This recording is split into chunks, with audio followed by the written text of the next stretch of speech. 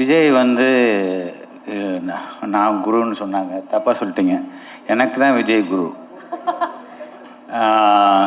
ஏன்னா எல்லா விதத்துலேயும், அதாவது தொழிலில் மட்டும் வேணால் ஜூனியராக வேணா இருக்கலாமே தவிர, எப்படி ஒரு மனுஷன் ஒரு இயக்குனர் இல்லை யார் எந்த டெக்னீஷியனாக இருந்தாலும் எவ்வளோ கடுமையாக உழைக்கணும் அப்படின்னு எனக்கு கற்றுக் கொடுத்த குரு ஏஎல் விஜய் தான்.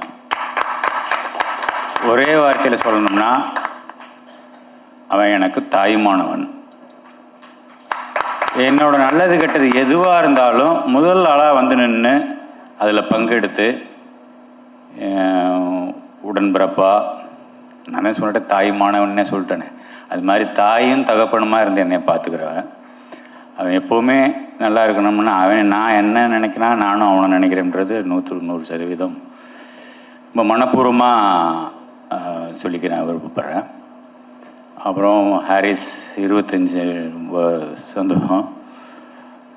தயாரிப்பாளர்கள், புதுமுக நடிகர்கள் 2 பேருமே. அதில் இந்த ஏதோ ஒரு டைலாக் சொல்கிறீங்களே, அந்த பொண்ணு அது நிம்மதியாக தூங்குன்னு சொன்னது, அப்புறம் நிம்மதியாக தூங்கி எழுந்தால் அது சரியாயிடும். தூங்கி எழுந்தால் சரியாயிடும். ஆனால் தூங்காமே ஒரு மனுஷன் வேலை பார்த்துட்டு இருக்காருன்னா அது ஏஎல் விஜய் தான். அதே மாதிரி ஆர்எஸ் ஜெயராஜையும் கேள்விப்பட்டிருக்கேன். நான் அவர் கூட ஒர்க் பண்ணதில்லை, கேள்விப்பட்டிருக்கிறேன். அவரும் வந்து எந்த நேரத்தில் எந்திரிச்சு ஸ்டுடியோவுக்கு வருவார், எந்த நேரத்தில் வந்து அவருக்கு ரெடி பண்ணிவிட்டு கூப்பிடுவாருன்ற மாதிரிலாம் சொல்லுவாங்க. அவருக்கும் என்னுடைய முதல் வாழ்த்துக்கள். நடிகர்களுக்கு எல்லாருக்கும் முதல் வாழ்த்துக்கள். மேடம், நான் உங்களை கவனிக்கலை வெளிச்சத்தில்.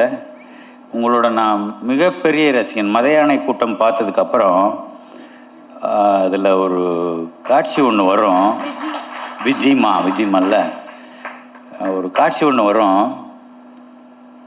அந்த பையனை கொன்னதுக்கப்புறம் அந்த ரத்தத்தை தொடச்சிட்டு இருக்கிற போது அந்த ஐபால் ஒருத்தரையும் 2 பேரையும் திரும்பி அப்படியே உங்கள் மனசுக்குள்ளே இருக்கிறத வந்து கண்ணிலேயே காமிப்பீங்க. அது வந்து 100ல் ஒருத்தருக்கு தான் வரும். எனக்கு பிடித்த நடிகை ராதியா மேடம் தான்.